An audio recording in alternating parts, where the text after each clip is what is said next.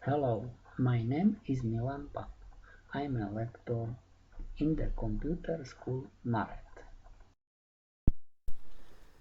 Let's start lesson 000 AutoCAD coordinate system.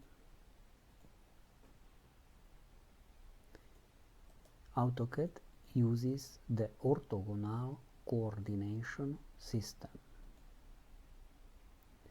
The origin of coordinate system has coordinates x is 0 and y is 0.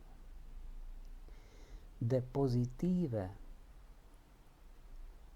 x-axis point to the right